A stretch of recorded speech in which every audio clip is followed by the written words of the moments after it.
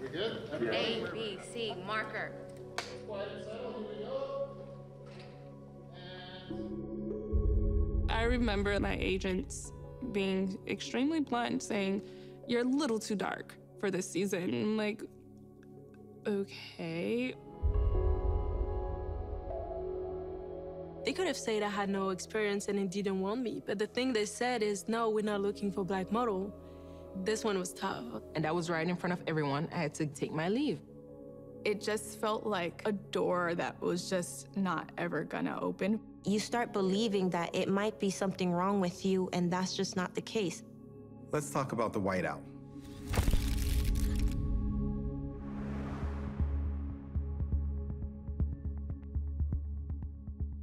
The 80s and the early 90s were like the heyday of the black model. A model could become a muse to anyone from Saint Laurent to Gianni Versace. She and the designer and his team were the only things. They were the ones who all got in bed together. The 90s supermodel glamazons who were sometimes even bigger than the designers that they were walking for. We each came down the runway, you know, exuding our personalities. You got designers who were angry because they felt that they were financing the supermodels' rise to success, and then the models would get all this press afterwards, sometimes not even mentioning the designer. So there was a backlash. When Eastern Europe opened up, when that block fell down and scouts started going into Eastern Europe, that's when it started to change. When Miuccia Prada got tired of the idea of the supermodel, the ego was reversed, so the designer had to regain that power. So what she did, Miuccia Prada, is that she basically said, all right, I just want all the girls to look alike. I don't want any movement. I don't want any shape. Just walk straight. In the end of the day, it ended the possibility of a lot of girls working. The black model had basically disappeared. It was like that for like 10 years. That's a long time.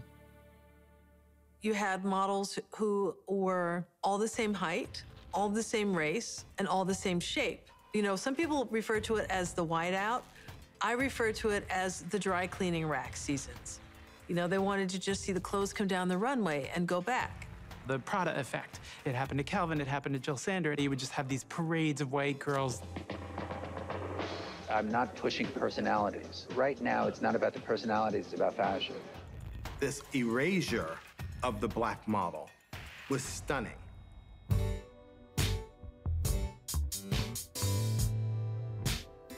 How is it even on the runway that a cabine of black models exists and the next year there's none? In the 90s, they started having people who were casting.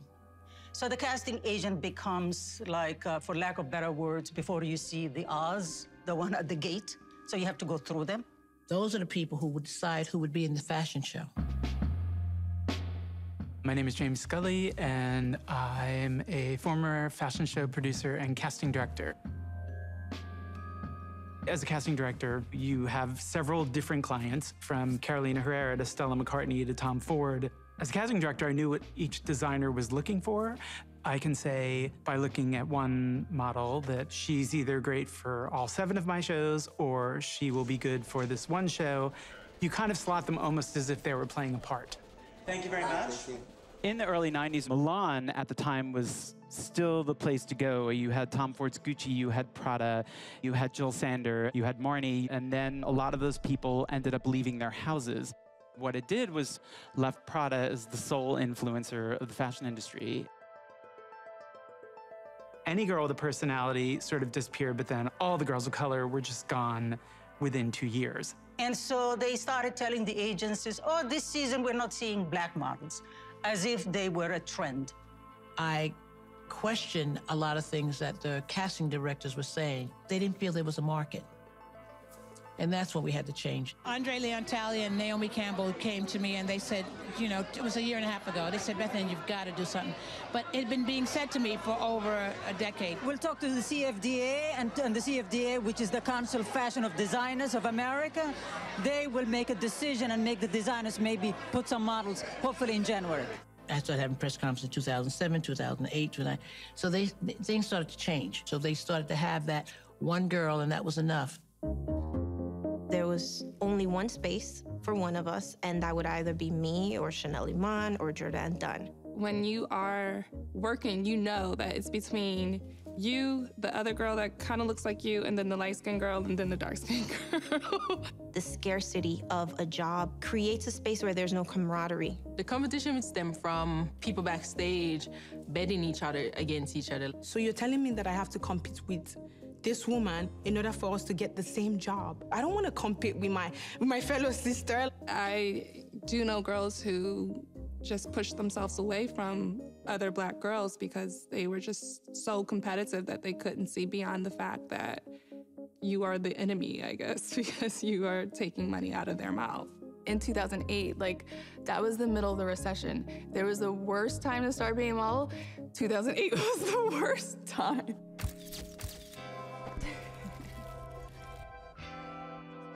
When I first got signed, it was about 2007, 2008. Even though it seemed like it wasn't that long ago, I really struggled because that was the era of one Black model per runway. Literally one, maybe two. I was trying to survive on dollar pizza and going to Europe and, just completely begging for work. Models are very much like very glamorous migrant workers. You pack up your high heels and you go to the next town. In Fashion Week, sometimes you pay your own way. You spend all this money and be in the model's apartment, your flight, everything, and then to be told, oh, we're not using Black models. You go to this country and you've made no money. Then you move on to the next city and you hear the same thing. And I didn't make any money when I was a model the first time. So I was like, oh my God. At the beginning, I would have to go to 10 to 15 castings and then be rejected. I was always in Europe. I was always in Paris. You're a Black girl starting out in this business, and you feel like nobody likes you, nobody sees you. I had to figure it out on my own.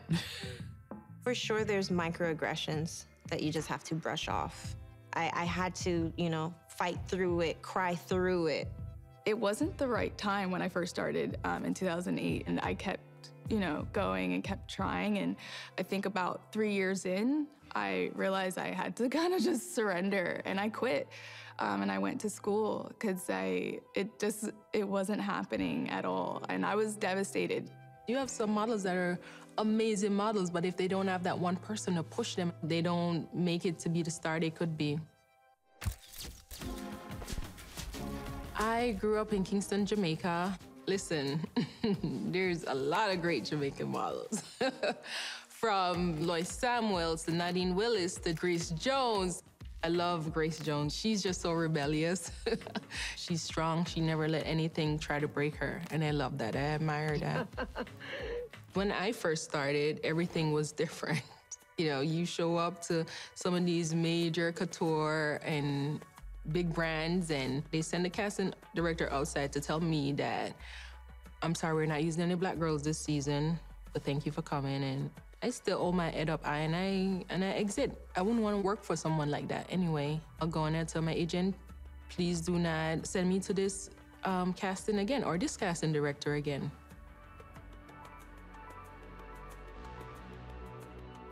It took a while for me to stop being angry. It follows you.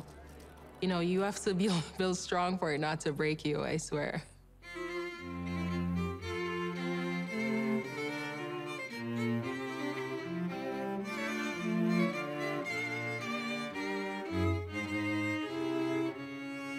My agent, Steven Bermudez, he was the only one that was like, you're perfect, and let's change this game together. And then bam, my first cover was Love Magazine, where I was just like, here I am, My agent never stopped. He never took no for an answer, and we did so much incredible things. Just work, work, work, work, work.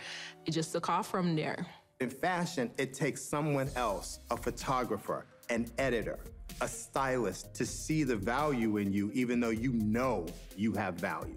And that's where allyship comes in. We need more allies to coexist and open doors when some of us on the outside aren't able to do so ourselves. Having Black people in decision-making positions behind the camera is what really changes things. Black models of the moment, you know, Adut, Anok, Paloma. I mean, they're all my children, so I don't want to single too many of them out. They all see me as Papa Edward. Edward Enningfell, he put me on the cover of British Vogue, me wearing a hijab. He's a visionary. British Vogue with Edward, that'll put you on people's radars. I met Edward Enningfell in Milan. He was like, do you know Steven Meisel? I was like, no, I don't. It's like, well, you will soon. I'm sending him your picture right now. For things to change, Black people can't do all the work. You had photographers like Steven Meisel. Steven and I would always try to do what we can. I was working with Italian Vogue, and Steven was a great advocate for Black models. It's appreciation of talent, you know, and you don't even think about, I mean, I don't even think about it. I think Steven Meisel is absolutely an ally for Black models. The first time I got confirmed to work with Steven Meisel, I remember getting so excited on the phone that I walked through like a red light and almost got hit by a car. 2008 Vogue Italia, I had been working with Steven Meisel. I came back from the collection and said, Steven, there are no Black models anywhere. Steven and his agent, Jimmy Moffat, called in Franca Sonzani, one of the greatest Vogue editors that ever lived, to say, you know, we have to do something about this. And I remember speaking to Franca saying, what can we do? Because the Black model is disappearing. And then literally she gave over a whole issue, and Steven asked me to collaborate with him on some covers and some stories, and we wanted to create a history of Black models. So when you look in that issue, it goes from grand dames like Iman and Pat Cleveland to Naomi, who was on her own, essentially, to new models like Leah Kabede, Jordan Dunn. It was a spectrum of Black beauty. So it was a very proud moment for me. Rising up to fight for change, a system broken, deranged. You hear him saying those names. You know, for Italian Vogue to do that, that was big. The Italian Vogue All Black issue is the highest selling issue that they ever created. It was a hugely important issue. However, it didn't really open up opportunities for the Black model at that time. I just remember Steven saying, like, I can't believe Cecily has not gotten enough work at this point in her career. She's absolutely exquisite. Milan was a little hard, and it was a bit of a struggle to book jobs. I'm like, I'm literally on the cover of the biggest magazine out of this country. It was just, no, you're just a little too dark. Something you just cannot change. When I got signed with Major, I was probably 18, 19. They were the ones who changed my life because they believed in me. That also gave me a chance to work with Meisel again, which also, when you work with Meisel, you are a Meisel girl, which means everybody wants you.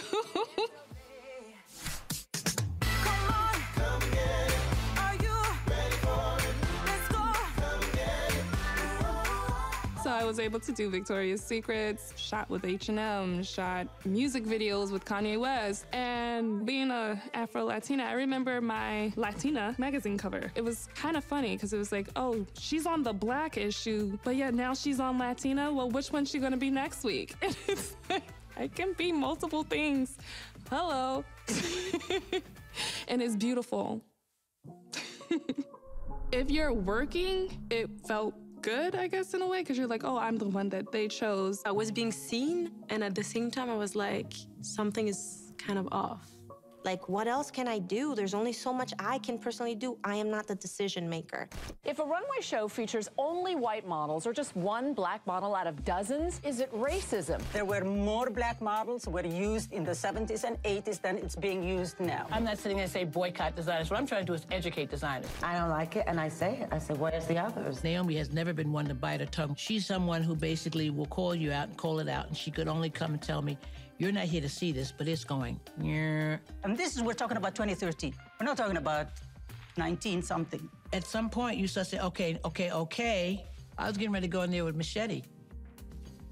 When I was asking to agencies to get more models of different ethnicities, they will answer to you, there is none. These designers don't even know what's going on their behalf through the casting agent. I was shocked.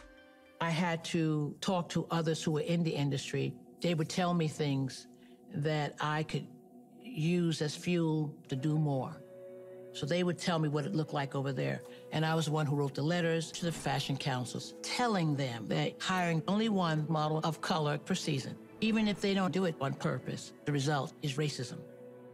Naomi Campbell joined us, so it was the three of us. We went in the news, CNN, ABC, BBC, you name it, and we highlighted what was at issue. Fashion's biggest names are listed on what the Fashion Diversity Coalition calls a lack of black models during the fall 2013 collections. What I actually did is had someone in my office sit and go through every single show. And so we could actually see who did what and who didn't do. And they would say 0 blacks, 1 Asian. They would just count them out. And that's how we came to we know what we did is right. And the numbers don't lie. No. The pictures don't lie. That's You can exactly see them right. there. That's what I said. You know, you can. If somebody said, well, how dare you say? I said, roll the tape. Just look at the shows. When it was being questioned, is the industry of fashion racist? That gave the model agencies a chance to start to find other girls. And it changed things. Okay, New York shows have just finished. Huge difference. Big difference. So many more models of color. 6 black models in Calvin Klein. There were none last year. It was so weird at the time to think like, oh my God, Beth Ann, there were 2 black girls in Prada. And she's like, call me when there's 5, and hung up on me like that. She's like, we're not done. So Prada, for the people who started the problem, they actually started to become very diverse. And people started to really follow the example. I had my first Italian Vogue cover with Steven Meisel and the Prada campaign right after. So every door opened, like the connection just, it happened. I was like, oh my God, okay, now I can call it a career. I am a model, just saying this, I'm a model. I'm a full-time model. Like, that's my job. I have to give a lot of credit to Miuccia Prada, too, because she really, for what she did before, changed things. Using 5 girls, putting them on the show, and then doing it again, and then continually advertising. Do you know that influences the other designers, that the other designers are now using girls of color in their advertising? That has never been done. Just to see the amount of black models on the runway, on covers, and just so many models of color working right now, that's amazing. Because in 2008, that was not happening. Fast forward to 2015, 2016, this agent from Paris is like, I want you to come to Paris. I know I can get you in the door to a big show. There's like back doors into these opportunities because sometimes you need new avenues when, the gatekeepers are saying no. So she sent me to YSL. They need a body there who was helping them do fit modeling. Anthony Vaccarello really connected with me, and he was just like, I want you to be in my show. And I went down the runway and closed the YSL show with blonde hair. Closing the YSL show was definitely pivotal. Also, around that same time, I went to casting for Roland Mouret. His stylist, Sophia, she's the stylist for Victoria's Secret as well. Soon after that, I ended up getting Victoria's Secret. Seeing the transition from my experience in 2008, there's only 1 model per runway, to now, and to see the level of opportunity, it's almost to the point where it's like, oh, wow, like, I didn't know that racism played a part in my inability to, get into a door. Most of these girls who are successful today owe it to Beth Ann and the coalition, because if it wasn't for them, we would have been overlooked. Like when you look at fashion show in 2003 or 5, you don't have so many black models on the runway. Right now, you do have more. No, we're not going back to the old days of just 1 token model. No. Hello. I definitely dreamed of being a model. I didn't necessarily think that it was a possibility. And I found an article about how a hashtag can make you a supermodel. So I hashtagged a picture. It was so spur of the moment. I really didn't think anything was gonna come from it. And then I think it was a month after that, I ended up moving to New York City. Social media really has been the game changer when it comes to the fashion industry and modeling in particular. Trust me, the world has changed. You have an Instagram that you can make your point across, even if you are silenced by the industry. Sometimes it is racism, and now we're using our voices to talk about it. You open your browser or you open TikTok or you open Instagram and you see so many different perspectives. It's extremely powerful. Today, being a black model is not just being a black model beautiful, but it's as well bringing a real conversation to the table. I wrote an open letter to the fashion industry called A Time for Change. I DM'd every black magazine editor that I could find. Harper's Bazaar got back to me, and the piece was published probably like a week later. That article went so viral. A couple months later, I was on stage giving a TED Talk called Black Girl Magic in the fashion industry. At one point, you reach a moment of your life where you know that you have a platform that can help. The issue surrounding domestic violence is really, really, really close to my heart. We got our power back. And I'm trying to use my platform to have a positive impact. I think in the industry, we need to support each other, lift each other up, to just feel safe. I mean, Cindy Bruna is one of these incredible models that in a couple of years will not maybe only be a model, but she can be politician. She already used her voice to express so many topics. Her strength is to use her beauty as a revolution.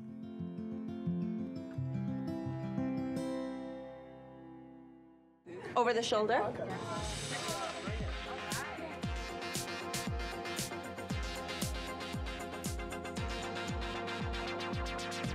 Joan Smalls, definitely an Insta model. Major. Who used her fame as a model as a way to get more followers and as a way to get more work.